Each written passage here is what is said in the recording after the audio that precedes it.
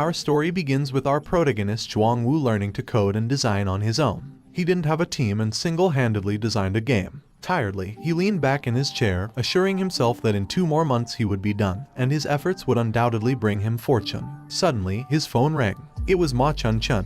He answered the call and Ma demanded to know when he intended to pay his rent. He asked her for a few more days, promising that his game would earn him substantial money by then. Ma reminded him that she had been hearing this for 3 years. Only 10 people had bought his previous game, Doomsday, and the sales of P-Man were even worse, as she was the only buyer. He replied, somewhat sadly, that it was simply because they lacked good taste. Ma retorted that he was the one with poor taste and warned him that if he didn't pay by tomorrow, he should prepare to be evicted. Checking his balance, he found he only had 558 RMB. The sight was frustrating, but he figured if he was thick-skinned enough, Ma wouldn't be able to do much. Resolute, he began typing again, planning to speed up his work and finish the game quickly. Suddenly, his computer shut down and a surge of numbers appeared on the screen. Messages about designing the monster's image, finalizing plots, adding more codes, and fixing bugs popped up, surprising him. Confused by what was happening, and why his designs seemed alive, he received a warning that the system was overloaded. Then, his computer case crashed down, smoke billowing out. He thought with despair that his life was over, but he noticed a strange light still glowing on his computer screen. The screen displayed an interface announcing the release of a new fantasy world. Releasing platform is on Earth. The progress bar started at 15%, jumped to 30%, and soon it reached 100%. Upon completion, bright lights emanated from his computer. He tilted his head to avoid the blinding beam and his surroundings started to shake uncontrollably.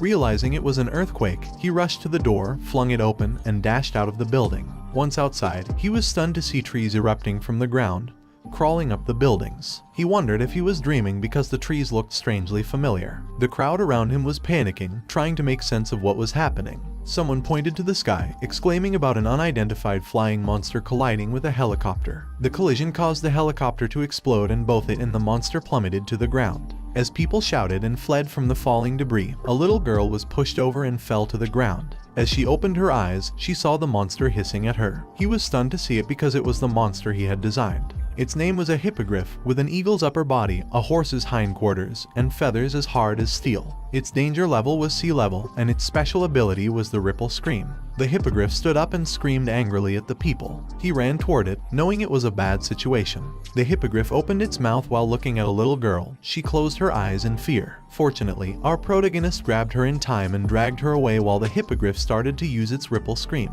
He covered the little girl's ears, knowing that he needed to, but he felt pain when he heard the scream. Suddenly, the ground shook uncontrollably. The hippogriff stopped when it heard something running towards it. When the hippogriff looked back, it saw red shining eyes coming at it. It was another furious monster. Then, it stabbed the hippogriff before it could even react. He saw this and realized that it was the monster named Unicorn Wolf. It was the overlord of the prairie, its horn sharp and strong. Also, its danger level was B level, and its ability was Lightning Strike. He slowly closed his eyes, guessing that he wouldn't have to pay the rent anymore, then collapsed. Later, he opened his eyes when he heard a beeping sound and was surprised to see that he was in a hospital. He sat up and saw the little girl he had saved. He wondered if all those things he had just seen were real. He grabbed the remote near his bed and turned on the TV in front of him. Li Xiaomeng, the reporter, announced that currently, the height of the trees was over 5,000 meters and that they were just at the tree's waist when something flew towards them. It attacked the reporter, causing the camera to turn off. In the next news segment, the reporter informed everyone that professionals had already dived down 1,000 meters into the giant hole, and that they should see what they had discovered. The camera spotted the red glaring eyes, and it attacked the cameraman, causing the camera to turn off once again. On the next channel, the reporter told everyone that it was an emergency announcement. In response to the crisis of humans, they begged the players to report their identities at the players' lobby. He wondered why they needed players, then remembered the hippogriff, unicorn wolf, sky tree, and abyssal pit. It made him wonder why they looked exactly like the settings in the new fantasy world he was creating. Suddenly, an interface popped up in front of him. It showed our protagonist's name, Zhuang Wu, that he was at level 1, and his profession was game designer NPC. Currently, he didn't have a title, his HP was 100, MP was 0, strength was 9, agility was 11, intelligence was 12, perception was 9, undistributed was 0, and a note stated that the average human had 10 attribute points. Wu wondered if the game he designed had invaded the Earth. He clicked his inventory, but the interface showed a note that NPCs like him were unable to use the storage panel and skill panel. He tried to click the other buttons, but the interface showed a note that he was unable to use the change profession system. He was sad because he thought he was a peasant, and as a game designer, he didn't have an identity. Suddenly, someone opened the door, and he immediately lay back in bed when he saw a girl. His landlord, named Ma Chun Chun, told him to stop pretending and reminded him that the TV was still playing. He awkwardly asked Ma why she was there, but Ma asked him back if he thought she wanted to come and explained that the hospital had informed her to come. Wu told Ma that he knew she treated him the best, but Ma told him that it was just because if he died, no one would pay her rent. The little girl woke up and looked at him, trying to recognize him. Then, the little girl hugged him happily, calling him dad and told him that he was finally awake. Ma angrily asked him if he already had a child, but he shouted at Ma to let him explain. Later, after explaining everything, Ma understood and told him that the little girl might have lost her memory, so she would help the little girl register her lost child status. Before the little girl's parents could pick her up, he would have to take care of her. He seized the opportunity and asked Ma if she could lower the rental fee. Ma replied, sure, and angrily grabbed the receipt. She then told him to pay her the medical fee first, which totaled 8,000 RMB. This left him stunned and shocked because of the price. After the disaster occurred, humans resorted to using nuclear bombs against the Sky Tree and the Abyssal Pit. However, they failed to triumph. Instead, they lost control of the sky and relinquished half of their territory. Now, the fate of mankind rests in the hands of the players. Half a year later, in Zhuang Wu's house, Wu observed a little girl trying to lift a shield, offering it to him joyfully while calling him dad. He patted Meng Meng's hair, reassuring her that she was a good girl. Meng Meng was a temporary name that Wu had given her. He had attempted to use this name online to locate Meng's parents. Although he received responses, they were from individuals wanting to adopt Meng or someone pretending to be an uncle, claiming that Meng's parents had perished in an accident. He resolutely asked the man for Meng's real name, but the man retorted, asking him if the little girl's name wasn't Meng Meng. He further claimed that thanks to Zhuang's report, their city had apprehended a large group of child kidnappers. 6 months had passed and Meng's memory was still fragmented, with her parents yet to come and collect her. Fortunately, Meng was a well-behaved child who often helped with chores, though she often ended up accidentally breaking things. This infuriated Ma, resulting in Wu being charged for repair fees, 1,000 RMB for the television and 3,000 RMB for house repairs. Wu had once considered sending Meng to an orphanage, but when she tearfully called him dad, he was moved to comfort her, telling her that they should go home. The new fantasy world comprised two main monster areas, the underground and the wilderness. The underground monsters were notably formidable, while the wilderness monsters were marginally weaker. Wu arrived at a prairie near S City. He placed his shovel on the ground and began to dig, not stopping until he had reached the hidden monster. The creature lunged into the air to attack him, but Wu defended himself with his shield. He then gripped his shovel tightly and struck the monster, breaking the creature's horn in the process. A notification popped up, announcing that he had killed a jackalope. However, as an NPC, he was unable to gain experience points. After completing the jackalope hunt mission, a notification appeared indicating he had slain over 10,000 horned jackalopes, earning him the title Bunny Slayer. Exhausted, he lay on the ground, relieved that his task was finally over. Being a game designer, Wu not only created plots for players, but also devised many for NPCs. Originally, the Bunny Slayer title was specifically intended for an NPC. According to the plot, an ordinary NPC, after slaying more than 10,000 jackalopes, would trigger a hidden plot and emerge as the hero of the new fantasy world. Alongside the players, they would embark on a crusade to slay the Demon King. Half a year ago, after Zhuang Wu discovered the NPC on the prairie, he endeavored to hinder him from hunting jackalopes. Regardless, the NPC continued to slaughter the creatures. Wu mocked the NPC, warning him not to blame him for the consequences of his own actions. Wu dug traps in the prairie to ensnare the NPC, used jackalopes as bait to tire him, and even lured a fang boar to the prairie. The creature attacked the NPC and flung him away. As a result, the NPC ceased to appear on the prairie. Consequently, the world's hero was on the brink of replacement. Later, in the S City players' lobby, many players of varying levels gathered. Wu barged in, holding a dead bunny, which stunned the crowd. As he walked through the lobby, the people discussed his title, Jackalope Slayer, and criticized his cowardice for merely hunting the lowest level monsters instead of venturing into the underground dungeons. Wu was irked, not being a player but a game designer. He stopped at Lao Zhang's Spicy Rabbit Head shop. Lao Zhang, the owner, was known for his special dish, Spicy Rabbit Head. This item, once consumed, would increase a player's movement speed by 5% for 5 minutes. He informed Lao that he had acquired the jackalope he sought. However, Lao, whose business had been struggling lately, offered him some rabbit heads instead. Wu accepted the plate of rabbit heads with gratitude, oblivious to a girl observing him. The NPC, Lai Qiuya, revealed herself, and he was surprised to see her. He was elated that a key character had finally appeared. Being the game's designer, he was aware that Lai Qiu was not an ordinary NPC but one of the few gods in the game. According to the plot, after killing 10,000 jackalopes, Qiuya should consider him as determined and strong-willed, thereby blessing him to become a hero. He addressed Qiuya as a goddess and implored her to bestow her blessing quickly. However, she questioned why he had killed the rabbits, which she found adorable, leaving him confused about the apparent plot deviation. Qiuya, fuming, labeled him the Bunny Slayer. She grabbed his hand, scolded him for the mass killing of the cute creatures, and then proceeded to violently throw him to the ground. As she vented her anger by kicking him, even Lao, the owner of the spicy rabbit head shop, was too frightened to intervene. Another player noticed the commotion and recognized Qiuya. They wondered whether Wu had provoked her or harassed her inappropriately. Wu, being assaulted, was perplexed, wondered shouldn't he have become the hero? Had the game altered itself during this time? Suddenly, a notification popped up.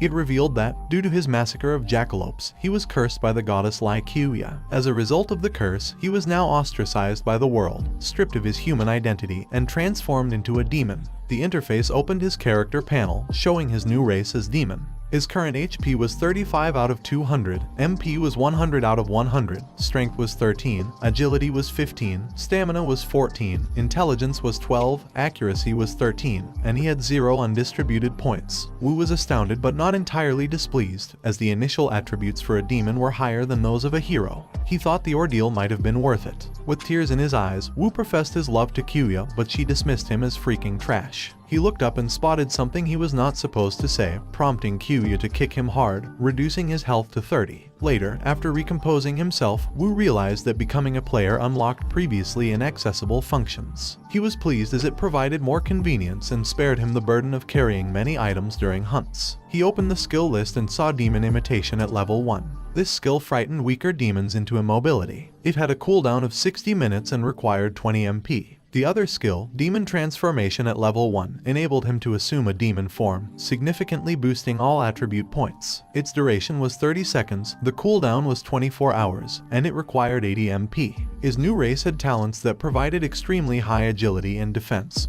specialized in dual-wielding weapons, and had excellent night vision. A notification revealed that demons could not change professions at the player lobby. Upon reaching level 10, he would receive a profession-changing mission. Furthermore, the system would announce his new race to the world. It asked him if he wished to hide his name. Wu clicked yes, and a notification immediately congratulated the S-City unknown player for being cursed by the goddess and obtaining a rare race identity, thereby unlocking a hidden plot. Other players also saw this and couldn't believe it. They, too, desired to be cursed by a goddess and planned to congratulate the anonymous player, unaware that Wu was the player in question and was nearby. Some even wanted to supplicate themselves to the goddess, which amused Wu. Meanwhile, in the Player Management Association's building, the person seated in the chair, President Lai Qiu of the S-City Management Association, also received the notification about the new race. He asked his secretary if anything major had occurred in their city recently. The secretary responded that their city's Thunder Dragon Guild had recently cleared a B-rank underground dungeon.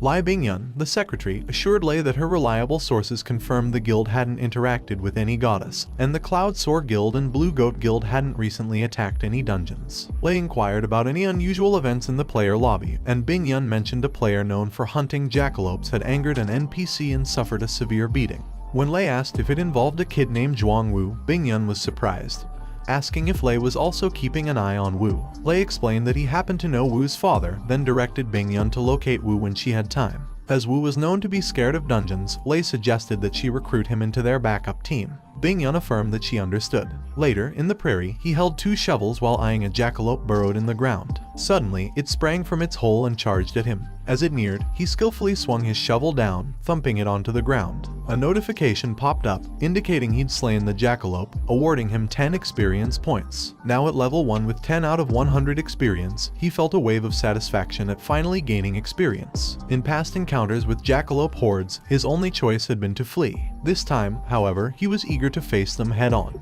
After his transformation into a demon, all his attributes had improved, making the jackalope's movements seem painfully slow. When one of the jackalopes attacked, he easily blocked it, smugly informing it that its efforts were too slow, he could anticipate its every move. He seized its ears, grinning ominously as it collapsed. The subsequent notification revealed that he'd leveled up to level 2. Gazing at the defeated jackalope, he recalled his racial abilities. Without hesitation, he activated his demon intimidation skill, shocking the jackalopes and making them faint from fear. He vanquished the prone jackalopes and added them to his inventory, simultaneously leveling up. Days passed as Wu hunted jackalopes, his level eventually reaching 6. However, as his level increased, the experience offered by these low-level monsters decreased. He concluded that hunting jackalopes had become pointless for gaining experience and decided it was time to hunt higher-level monsters. Although the original game design gave players only one undistributed attribute point per level. In this world, warriors typically boosted their strength, assassins honed their accuracy, and magicians elevated their intelligence. Wu pondered which attribute to enhance. As he looked up, a gigantic creature in the distance caught his eye, shocking him. It was the Jackalope King, a level 10 prairie wild boss with a horn as hard as steel. Known as a D-level creature, its special ability was Bouncing Crash. Staring at it as it consumed a boar, Wu felt a jolt of fear. The Jackalope King was the first boss he'd designed for new players in this fantasy world. With its high HP, resilient skin, and terrifying speed, it was a nightmare for novices. The only realistic strategy for rookies and low-level players was to use a bow to attack it from a distance. Regrettably, all he had was a shovel, leaving him regretting his initial design. Deciding on agility, Wu added his 6 undistributed points, raising it to 21. As a demon player, he was physically superior to an average novice. For the pride of a demon, he resolved to challenge the Jackalope King. However, he quickly retreated, jesting that he was kidding, and derided the jackalopes as a bunch of stupid rabbits. Enraged, the Jackalope King bellowed. Wu retorted, questioning whether it truly thought he would fight and reminding it of his numerical disadvantage. The jackalopes emerged from their burrows, chasing after him, led by the Jackalope King. The king prepared to use its Bouncing Crash to impale him with its horn. Wu sidestepped in the nick of time, narrowly avoiding a second attempt as well. He taunted the king, effortlessly evading its subsequent strikes, all while daring it to land a hit, his high agility allowing him to dodge effortlessly. Furious, the king summoned the jackalopes and ordered them to attack. Wu halted upon hearing the noise and turned back to see a horde of jackalopes led by the king hot on his trail, making him panic.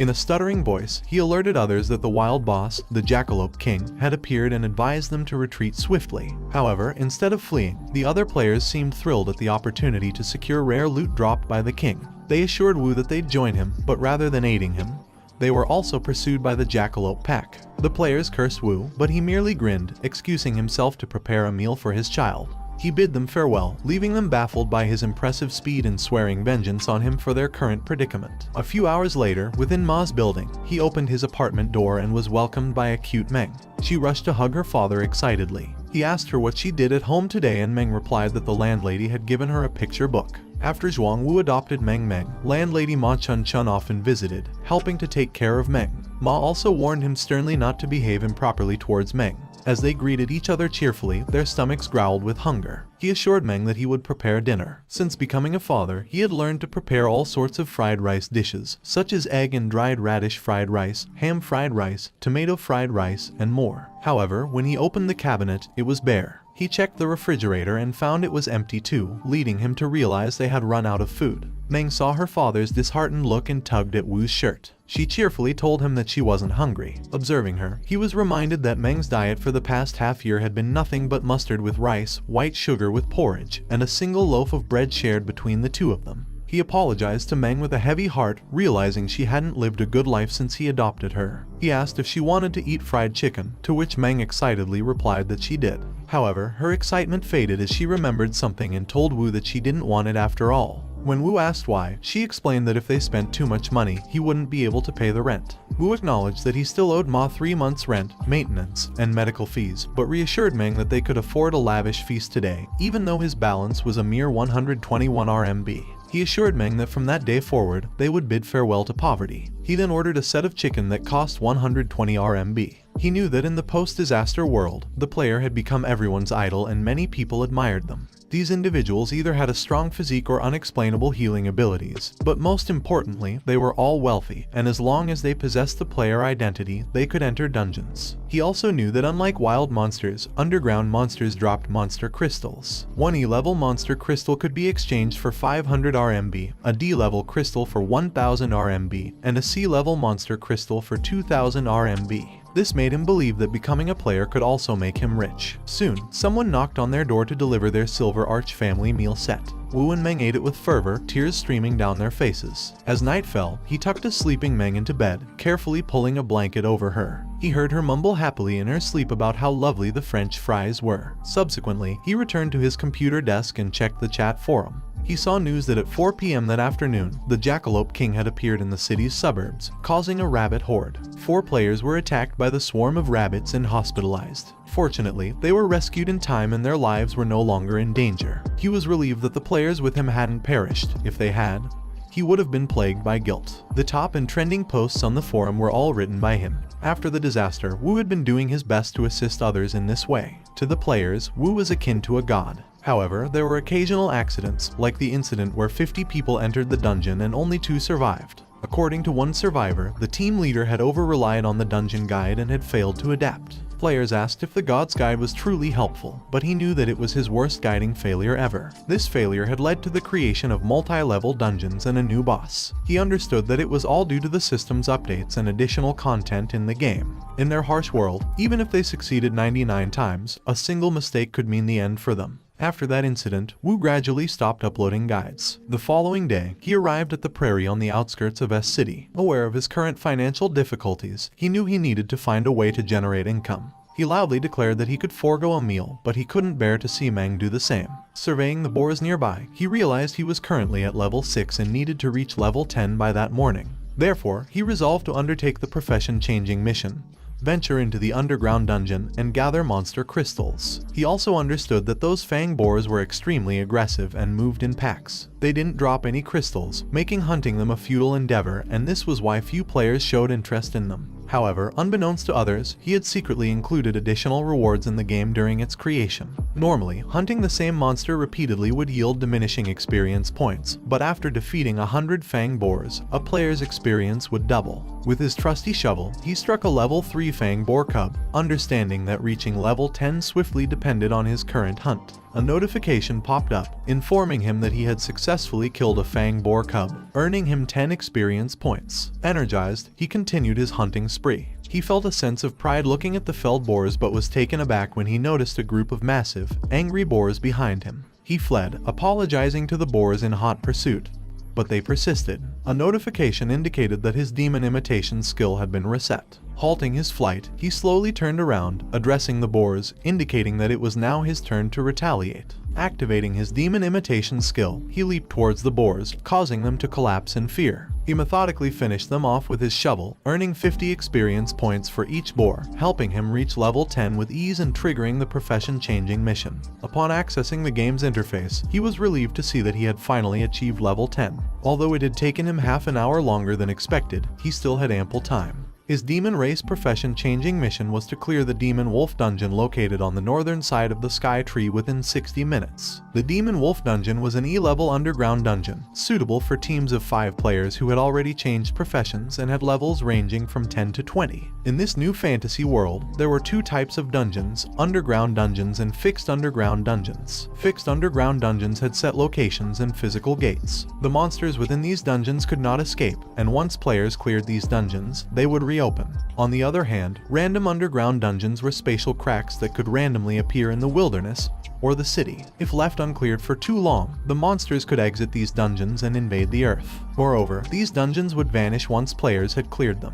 He felt the difficulty of the profession-changing mission was hellish and suspected that the system was intentionally targeting him. After humanity had unleashed nuclear weapons on the Sky Tree, it formed a circular defense shield that blocked all technological devices. If a car approached the Sky Tree, it would spontaneously combust. If a battle jet flew into the shield, it would lose its propulsion, and no signals could penetrate the shield. Thus, horse-drawn carriages were the most common mode of transportation around the Sky Tree, offered free of charge by the Management Association for players. Climbing into a carriage, he admired the picturesque prairie, reflecting that nature could thrive better without human interference. Eventually, they reached their destination, and he was elated to finally arrive at the Demon Wolf dungeon. As was the case in many MMORPG games, some players would halt their level progression to assist other players in exchange for money. These players advertised themselves as a carry team and promised to provide crystals and equipment to those willing to join them.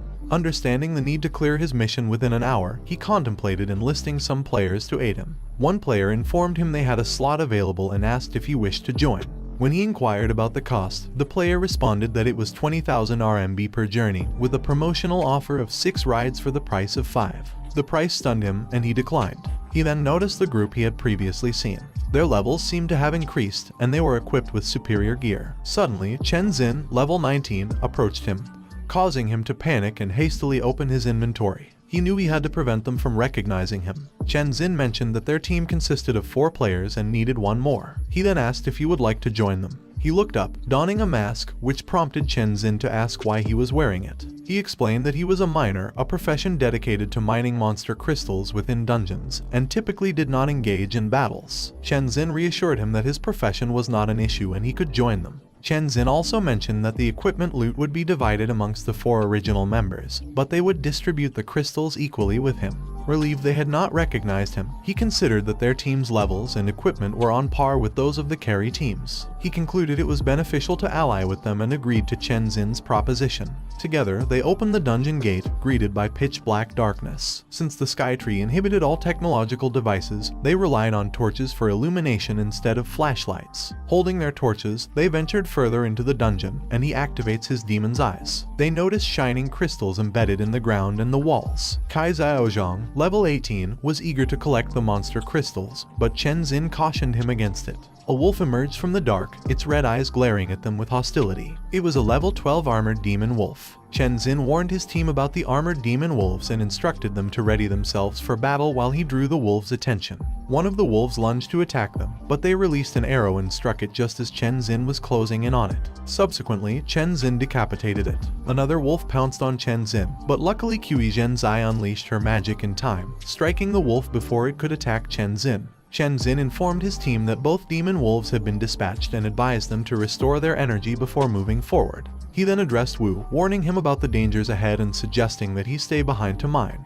Then Chen Xin's team proceeded to continue, leaving him thinking that even though Chen Xin's group had good equipment, it was impossible for them to clear the demon wolf dungeon within an hour. He started digging with his shovel, knowing that the boss was very close to the entrance, just right underneath him. A minute later, his shovel reached the underground. He descended using a rope, but as soon as he set foot on the ground, he was greeted by a wolf. Looking up, he was stunned to see it. The wolf leapt to attack him. Fortunately, he dodged it, but suffered 10 points of damage from its sharp claws. He looked back and saw that the wolf had crashed on the ground. He opened his inventory, aware that at times like these, he had to use it. Then he showed the wolf the dead jackalope, surprising it. The wolf's fierceness immediately changed into puppy-like behavior upon seeing the jackalope. He threw the bunny to it, knowing that the armored demon wolves, living in dungeons, had a poor diet and were irresistibly drawn towards jackalopes. He took his chance and continuously stabbed the armored wolf's belly, knowing that its weak point was the stomach. Then a notification popped up, informing him that he had killed an armored demon wolf and obtained 100 experience points. He was glad that he gained a lot of experience and could also get a crystal, so he decided he should level up there. Suddenly, he heard something approaching from behind him. Turning around, he saw a swarm of wolves heading towards him. As they were about to attack him, he immediately jumped to the rope, shouting that he forgot the jackalope's smell would attract demon wolves. He ascended the rope swiftly, bidding farewell to the wolves. Once he reached the top, he told the wolves they couldn't follow him up there, but the wolves ran away, making him wonder why they left. He peeked at where the wolves had run and saw that they were surrounding Chen Xin's group. He felt genuinely sorry for the 4 of them, but he figured since they could survive the Jackalope King's attack, demon wolves shouldn't pose much of a problem. Xiaozhang aimed his arrow and released it, stabbing a wolf in the eye. He then asked Chen Xin what was wrong with the underground dungeon and why there were so many armored demon wolves. But before Chen Xin could reply, the wolf that Xiaozhang had injured pushed him to the ground and bit his arm. Looking closer, he saw that it was in berserk mode, making him wonder why the wolves were behaving this way when they hadn't provoked them. Chen Xin swung his sword at the wolf attacking Xiaozhang while shouting at his group to focus on their duty and not to be dazed. Chen Xin called Jin Yun Kang and ordered him to heal Xiaozhang first, to which Yun Kang immediately obeyed. Chen Xin then approached Qi Zhenzai and ordered her to cast explosive fireballs at the wolves. Yun Kang wondered if they were cursed. Not long ago, they were hospitalized because of the Jackalope King and had just been discharged, but strange occurrences began to happen again in the E-level dungeon. Zhenzai cast a fireball and attacked the wolves with it, but the wolves avoided it in time and leapt towards them to attack. Zenzai told Chen Xin that there were too many demon wolves and suggested that they should retreat. Chen Xin blocked one of the wolf attacks and shouted for his group to retreat and cover Zenzai while she cast fireballs. But before they could retreat, they heard a loud growl, and when they looked up, they saw a huge wolf glaring at them. The other wolves surrounded them, pinning them in the center. Yun Kang fearfully told his team they were doomed, and Xiao Zhang asked his team if the huge wolf was the demon wolf leader of the second floor gatekeeper, and why it had come to the first floor. On the other hand, Wu was relaxedly digging into the ground. He was happy because the boss's room was right below him, but he stopped when he heard a loud growl from the first floor. He thought the four of them had good equipment and they should be fine, but he decided to take a look because he knew that the mission could wait, but it would be bad if Chen Xin's group died. He remembered that he had almost caused their deaths once. He quietly walked towards where the growl was coming from and saw that Chen Xin's group was surrounded by wolves. He planned to help them by luring the demon wolf leader away, thinking they should be able to deal with the remaining armored demon wolves. Suddenly, a bright red light shone from them, making him wonder what it was. Chen Xin revealed a weapon, shimmering brightly, an artifact known as the Fire Lizard's Madness Flame Dagger. This level D artifact imbues the wielder with flames. Its effects boost defense, attack, and recovery rate by 50% and last for 60 minutes, but are only available to players below level 20. Wu recognized this as a rare item dropped by the underground dungeon boss, which would usually disappear after a single use. Xiao Zhang informed Chen Xin that they had spent half a year's savings on it. Yun Kang pointed out that if others knew they'd used a D-level artifact in an E-level dungeon, they'd be mocked mercilessly. Chen Xin, however, retorted that they should wait until they had survived the ordeal to discuss it further. From a distance, Wu acknowledged that they didn't require his help. He knew that the D-level artifact could fetch at least 500,000 at the auction house, yet it was reserved for emergencies. Chen Xin's group was the first ever to employ a D-level artifact in an E-level dungeon. Checking the countdown of his mission, Wu noted there was only half an hour remaining. He needed to move swiftly. A minute later, he had finished digging the last underground passage and carefully descended. Landing in the Demon Wolf Dungeon boss room, he assessed his adversaries. The first monster, Double-Headed Wolf Thors, was a level 20 Demon Wolf Dungeon elite, known for its extreme cruelty. It was an E-level creature with a special ability known as Tear. The second creature, the boss monster named Half-Beastman Luca, was a level 25 with 2000 HP. Once a half-beastman chieftain, Luca had become corrupted and assumed the role of the Demon Wolf Dungeon boss. As a D-rank entity, his weapon of choice was a large axe. In an effort to make the exploration of this new fantasy world more exhilarating, Wu had sprinkled checkpoints and Easter eggs throughout the game. One significant Easter egg in the Demon Wolf Dungeon allowed players to reach the boss room without engaging in combat. Following the usual route, players would only reach the door of the boss room. However, Wu had dug a hole directly into the boss room to avoid waking the boss. He opened his inventory to find a roasted pig.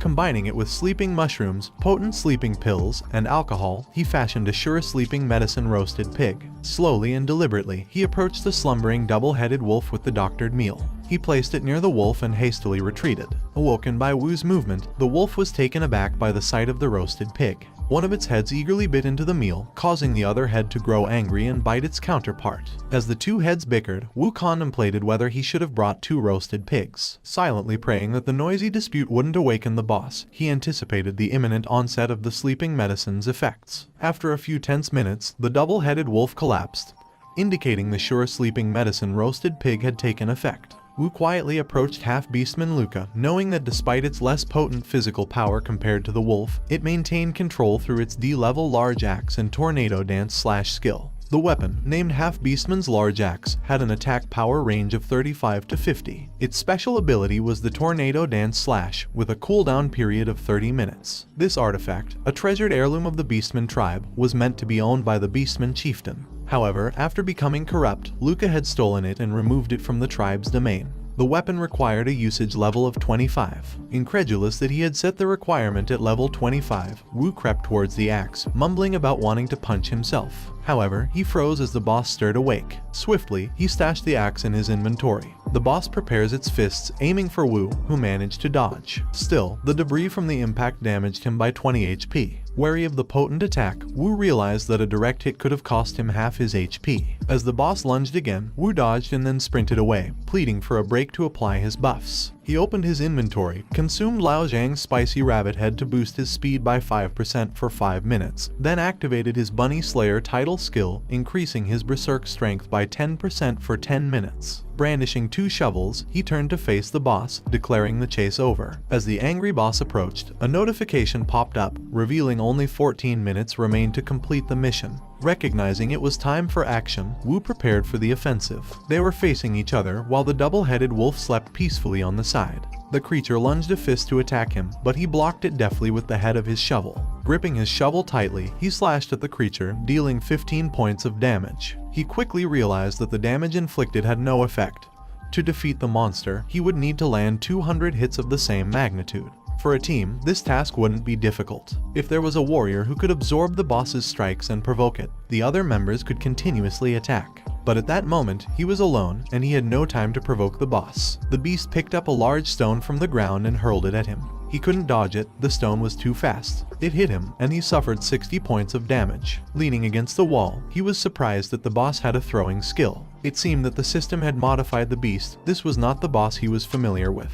The creature grabbed the chain of the double-headed wolf, making him wonder why it had stopped attacking him. Suddenly, half-beastman Luca slapped the wolf repeatedly, surprising him. He opened the interface, berating the boss for its cowardice. He was fighting it alone, yet it wanted to call its teammate for help. Looking at his remaining points, he knew he couldn't let it wake the double-headed wolf. But even if he invested all his remaining points into strength, it wouldn't help much. Still, he needed to survive, so he risked it all, putting his remaining stats into agility. He thought he might currently be the most agile level 10 player. He ran towards the boss, stabbing it with his 2 shovels, dealing 18 and 20 points of damage. The beast growled furiously, attacking him with its sharp claws. He deftly rolled into the air to dodge the attack, extinguishing the torches in the process. Landing, he told the panic-stricken boss that it had been a false attack. His original plan was to extinguish the torches, for in darkness, his demon eyes gave him a significant advantage. Confused and wary, the boss felt the eyes behind it, and immediately turned to block his attack from behind. Frustrated that it could still sense his attack, he spun in the air, shouting that the fight wasn't over yet. He slashed and stabbed its neck, dealing 130 points of damage by hitting its weak point. The beast's current HP dropped to 1817 out of 2000. The creature punched back at him, but he disappeared swiftly. As it looked around, a shovel was launched at it. He stabbed at its weak point, the kneecap, slowing it down. Seizing the opportunity, he stabbed at its other weak point, the eye, reducing its eyesight. He dealt 120 points of damage. He stepped back as the beast collapsed on the ground, thinking about how effective his stealth attacks were in the dark. He ran towards the creature to continue attacking, but it reached for the chain on the ground, swinging it in a fit of anger. Unfortunately, the chain struck him in the stomach, throwing him harshly to the ground. He took 75 points of damage, leaving him with a meager 100 out of 250 HP. Painfully, he opened his inventory, cursing in anger. He grabbed his medicine just as the creature attacked again. He ran, the system warning him that the creature was adapting to the dark. He drank a mid-level healing potion, set to recover 100 HP within 10 seconds. Once his recovery was complete, he stopped running and faced the beast, ready to continue the attack. He leaped and struck its head with his shovel, then continuously hit it in the face, shoulder, hand, and chin, until its HP dropped to 650 out of 2000. Suddenly, a notification popped up in front of him, stating that the HP of the Demon Wolf Dungeon's boss, half-beastman Luca, had fallen to a third, and it was entering Berserk mode.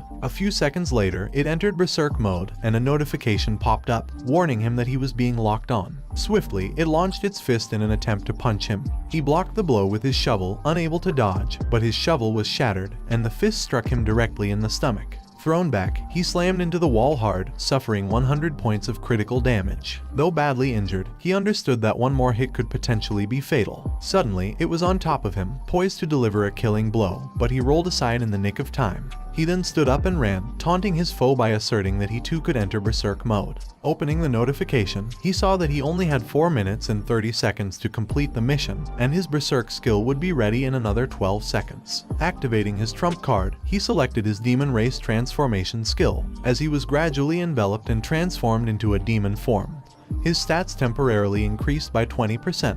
The transformation lasted only 29 seconds, but during that time, his energy overflowed, and he believed that in his demon form, he might even be able to defeat a level 30 player alone. Beastman Luca, though in a berserk state, could still feel fear. In its eyes, Wu had become monstrous, huge, and formidable. It picked up stones and hurled them continuously, but Wu merely walked calmly towards it. When a massive stone was about to hit him, he caught it with one hand and crushed it. He then asked Beastman Luca if it was prepared for the beating that was about to come. Leaping into the air, Wu closed the distance to Beastman Luca, teasingly telling it to taste his serious punch. He then punched it hard in the face and chin. Each punch inflicted damage ranging from 130 to 170. He was aware that his state granted him immense power, but the duration was extremely short, a mere 30 seconds. If he failed to defeat Boss Luca within this time, the tables could turn again, so he couldn't afford to let his foe recover. Meanwhile, on the first floor of the Demon Wolf dungeon, Chen Xin and his group lay exhausted. Xiao Zhang expressed relief at their victory, while Zhen Zai warned that her magic wand was on the brink of breaking. Suddenly, a loud growl surprised them. Xiao Zhang panicked, asking about the sound and whether there could be more problems. However, Zhen Zai surmised it was likely a monster fight happening below them.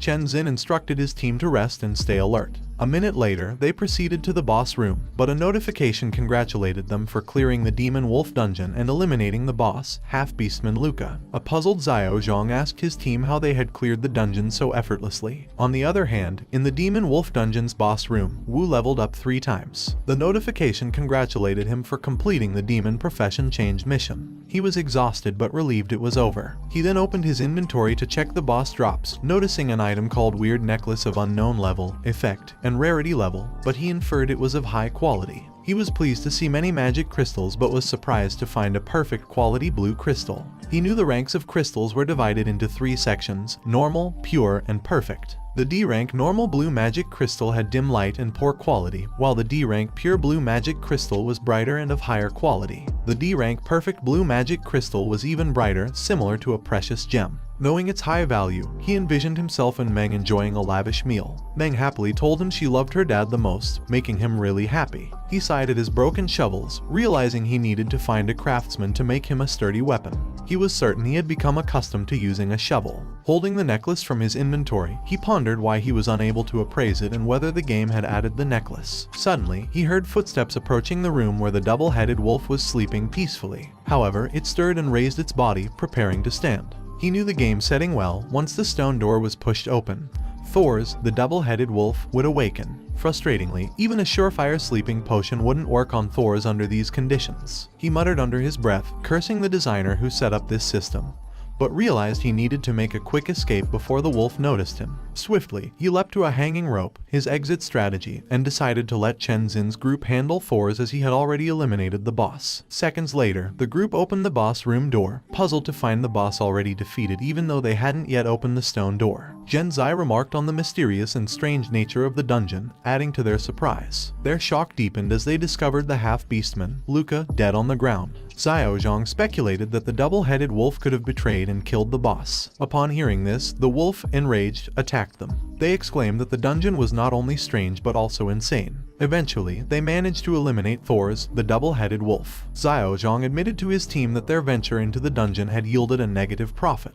They had lost an artifact, obtained only a few E-rank magic crystals and some trash items, and didn't even secure a decent weapon. Suddenly, a notification appeared before Chen Xin, indicating that their clear time for the Demon Wolf dungeon was 58 minutes and 2 seconds, breaking the previous record. The system was set to globally announce this news, and it asked them if they wished to conceal their identity. They were momentarily speechless, but Chen Xin chose not to hide their identities. The notification then inquired if they wanted to give their squad a cool name. Chen Xia suggested Flame Lizard Squad. Shortly after, a global announcement congratulated the Flame Lizard Squad, Shen Chen Xin, Kai Xiao Zhang, Qi Jin Zai, Jai Yun Kang, and Zhuang Wu for breaking the Demon Wolf Dungeon's record with a clear time of 58 minutes and 2 seconds. Each team member received the Wolf Hunter title. Upon reading the announcement, other players were impressed. Even though they knew the squad had used artifacts, they were still astounded by the short 58-minute completion time. Xiao Zhang told Chen Xin that their fame could secure them spots in some top guilds. The interface informed them that the Wolf Hunter title, which increased their attack power by 7%, was earned by clearing the Demon Wolf dungeon within an hour. They noticed Wu hydrating on the first floor and speculated that he must have scored big in the dungeon. They also spotted a few crystals on the ground. Xiao Zhang was annoyed, accusing Wu of digging for so long only to unearth so few. Wu apologized, explaining that all his shovels had broken, but Xiao Zhang still berated him. He complained about their rotten luck, dealing with an incompetent digger, and how the small number of magic crystals couldn't even cover the cost of the potions they used. Xiao Zhang reminded Wu that they had allowed him to get the title for free, so they claimed all the magic crystals and left him behind. However, Zhen Zai turned back, telling him to wait. She handed him a crystal as promised. He thanked her, asking her name and if she would be willing to exchange phone numbers. She introduced herself as Qi Zhen Zai and gave him her number. Zhen Zai advised him to leave the dungeon quickly as it was about to close, which he agreed with. Outside the dungeon, the players were puzzled as to why the squad hadn't exited yet. When the door slowly opened, a cheer erupted from the crowd. They swarmed the squad, extending guild invitations, attempting to buy dungeon clearing secrets, and offering to purchase any valuable items they might have obtained. Preferring solitude to crowded spaces, he slipped away unnoticed, leaving Chen Xin's group and the crowd at the dungeon gate behind. He found a quiet spot to stop, confident that he wouldn't be disturbed. He opened the game interface, aware that he had completed the profession change mission, which meant he could now change professions. He knew that demon warriors were known for their strength and defense, with bodies as hard as stone that few weapons could damage. Demon hunters, on the other hand, had extremely high agility and attack power, capable of converting all agility into attack power, terrifying their enemies. Lastly, demon warlocks were renowned for their powerful souls, expertise in various healing spells, and ability to summon death spirits and skeletons. A powerful demon warlock could single-handedly take on an entire army. Being a Libra, he often struggled with decision-making. He understood that a demon warrior was essentially a tank, a demon hunter was akin to an offensive assassin, and a demon warlock was more of a summoner. He wished he could select all three and wondered if that was possible. The notification informed him that he could only choose one profession unless he obtained a hero certificate, which would allow an additional profession. He suspected that securing a hero certificate would require the goddess's help, but he decided against seeking her out for the time being, as he feared her wrath upon seeing him. He opted for the Demon Hunter, believing it was the most suitable for him, as it allowed him to convert all his agility to attack power when necessary. A bright light enveloped him as the notification confirmed his change of profession to Demon Hunter, indicating that his attributes had been altered. His current level was 13, with 120 experience points out of 38 needed for the next level. He held the titles of Rabbit Hunter and Wolf Hunter. His health points were 300, mana points 150, and his strength and agility had increased by 28, physique by 14, wisdom by 12, sense by 13, with 3 undistributed attribute points remaining. He also obtained a new skill called Hunt Mark, which allowed the Demon Hunter to tag a target. Within the mark's duration, the hunter would be aware of the target's location, deal double damage to the monster, and discern its weak point upon attack. This ability could only mark one target at a time, but upon killing the marked target, the Hunt Mark skill's cooldown would reset. Failure to kill the target would trigger a 24-hour cooldown, and activating the skill required 50 mana points. He was thrilled to acquire the Hunt Mark skill, considering it exceptionally useful for solo duels. Meanwhile, at the Player Association Management Center, Bing Yun reported to Lei Q that the Goddess Martial Artist Guild was engaged in large-scale combat at the Skyline Tree's western battleground against Dark Elves. Tragically, 40 players had died, the Goddess Martial Artist went missing, and the clan's co-leader was killed. The Goddess Martial Artist Guild is a unique profession.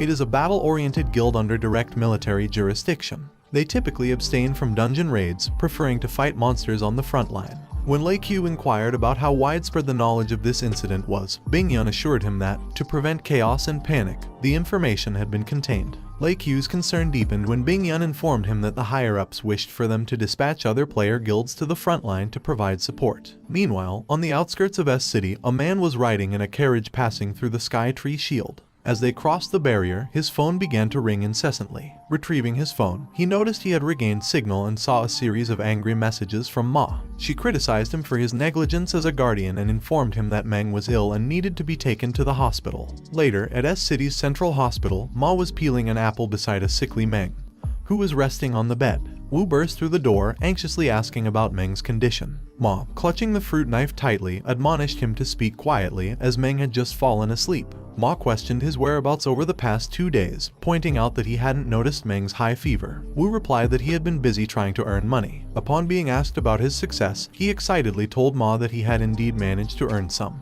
He expressed his relief at finally being able to pay the rent, medical fees, water leak repairs, and the cost of the TV that Meng had damaged. Skeptically, Ma pointed out that as his landlord for many years, she had only seen him accrue losses and had never seen him make any money. Wu then produced the perfect blue crystals from his inventory and suggested that she sell them, believing it would suffice. Ma questioned if he had been to the dungeons, but Wu merely replied that he wanted to be a miner. Suddenly, there was a knock on the door. A nurse asked which of them was a family member of Meng, as Dr. Zhu had some information to share. Both Wu and Ma responded simultaneously. After a moment of speechless mutual surprise, Wu suggested that he should go. A few minutes later, he found himself in Dr. Zhu's office. The doctor solemnly advised him to brace himself before handing over Meng's diagnosis. Stunned, Wu read the diagnosis revealing high levels of magic elements in Meng's body, consistent with magic element syndrome. Once, cancer was humanity's greatest health fear. Now, in the new era, magic element syndrome had assumed that role. Ever since the game invaded Earth, the air had been composed not only of nitrogen, oxygen, and carbon dioxide, but also a new particle known as a magic element. Most people remained unaffected by the magic element, but some bodies absorbed it from the air, causing an accumulation of magic elements that had numerous negative effects. These included continuous high fever, excessive sleepiness, loss of appetite, and even the appearance of black dots. Dr. Zhu informed Wu that current medicine couldn't cure the syndrome, only protective treatment was possible. However, given Meng's body had 10 times more magic elements than the average patient, he feared even this may not be effective. Devastated, Wu sat on a bench clutching Meng's diagnosis. He understood that it was already a miracle that Meng was alive. However, he knew he couldn't surrender so easily. He decided to raid the burial ground, where there was a chance to find Lasso's Tears, an S-rank item that could cure all illnesses. Named after the goddess of light and hope from the stories, it was rumored that her tears could cure any ailment. Such a curative item could only be found in the burial ground, a place that represented death. The dungeon had a difficulty level of C, a level restriction of 10 to 30, and only a single party capacity. He understood they couldn't form a team and would have to tackle the dungeon solo. Most players wouldn't be able to clear the dungeon, but he was confident that he wasn't the weakling who could only defeat horn rabbits any longer. He returned to Meng's room, and Ma asked him with concern about the doctor's diagnosis, and if Meng was alright. He explained it was just a normal fever, but the doctor said the money for the medical fees wasn't sufficient, and thus he needed to pay more. Outraged, Ma argued that they had already paid $3,000 that morning. She questioned whether they had exhausted their funds in less than a day. Ma reassured him that if money was tight, the rental fee could wait until after Meng had recovered. As Wu broke down in tears, he acknowledged Ma's kindness. Yet Ma replied that if it weren't for Meng, she would have evicted him long ago. Chiding him, she tapped him on his back and mentioned that he was covered in dirt. She insisted he should not touch her and go clean up quickly, as she intended to take care of Meng for the night. He realized he was covered in dust and sand from digging holes in the Demon Wolf dungeon, where he had also battled the boss. Consequently, his entire body was battered and dirty. Acknowledging Ma's advice, he said he would take a bath first. However, Ma impatiently told him to leave. Later, while showering, he realized that after joining the demon race, his body had changed. He had developed a potent urge to destroy things. Despite only being level 13, his attributes exceeded those of most level 20 players. Using the Hunt Mark skill, he could solo a D-rank dungeon without worries. However, he knew soloing a C-rank dungeon would be challenging, so he needed to enhance his overall combat ability. After his contemplation, he stepped outside. S-City's Chang'an Street was a bustling business district where players bought and sold weapons. As he strolled down the street, he heard a caged monster wailing. The seller was convincing a lady that the pet they were selling was exceptionally safe. Then he pushed a button while instructing the lady to do the same. The monster got electrocuted and collapsed in its cage, severely injured. The seller assured the lady that in addition to the electric collar, they had removed all of its fangs to prevent it from biting people. Satisfied, the lady agreed to make the purchase. He knew the Earth was no longer what it used to be, yet humans remained the same. A minute later, he reached the Magic Crystal Exchange store. Looking at the exchange rate of crystals, he noticed a drop. Other players expressed frustration too, but they understood that they had no option as more and more players raided dungeons. He opened his inventory and retrieved several crystals. The employee greeted him and explained that the current price for E-rank magic crystals was 455 and D-rank was 965. He then asked if he was sure he wanted to proceed with the exchange. Pausing, he told the employee he had another magic crystal. Upon showing it, he inquired about its worth. The employee was surprised to see it and carefully examined it. He was informed it was a D-rank perfect magic crystal. Suddenly, a man behind him lamented that it was only a D-rank perfect magic crystal, good for crafting only a D-rank weapon. The man added that half a year ago, such a crystal would have been in high demand and worth more, with people clamoring to purchase it. The employee offered $10,000 for the crystal and asked his opinion. He agreed, stating it was not a problem. The employee thanked him for his business and assured him the payment would be transferred right away. After deducting the tax, a total of $133,200 was deposited into his account. Later, he visited Lao Cao's weapon store. He browsed around and noticed a Wind Frost's long sword priced at $55,000 and a water crystal dagger costing $95,000. He exited the shop, loudly criticizing it for lacking elite equipment. However, the reality was he simply couldn't afford it. While walking down the street, he spotted shining blades lying on the ground. He picked them up, recognizing them as Baldur's Curse swords. With an attack power of 1445, it was a B-rank weapon with no level restriction. It could inflict additional damage on death spirits and could absorb death souls to enhance the weapon's attack power up to a maximum of 20 stacks. A human wielding the weapon would lose 10% HP. The sword was originally the god of light Baldur's, created from a type of parasitic tree's branches found around the Divine Land. After Baldur was betrayed by the gods, his weapon became cursed. Astounded by the three effects of the sword, he asked the seller about the price. The seller quoted $15,000. He argued that the weapon was not suitable for humans and questioned if the price wasn't too high. But the seller countered, stating it was a B-rank weapon and if he didn't want it, he was free to leave. He then pulled out a large axe from his inventory and asked the seller if he would consider a trade. The seller held the large sword and noted his axe was only D rank. However, the seller agreed to the trade, admitting he had been trying to sell the sword for several days. As he walked away, the seller laughed at his perceived victory, thinking he had made a fantastic deal. Wu knew if the seller realized he wasn't human, he might have been shocked into unconsciousness. Still, the seller believed he had made a fortune and considered the axe a good trade. Later, he arrived at the hospital and found Meng and Ma asleep. He gently covered Ma with a blanket and walked to the nurse's station. He requested the nurse to upgrade room 27 to a VIP sick room. Well guys, that's the end of the video. If you like this video, comment part 2 in the comments section. Also subscribe to the channel, hit the bell and like the video. Thank you for watching and see you next time again.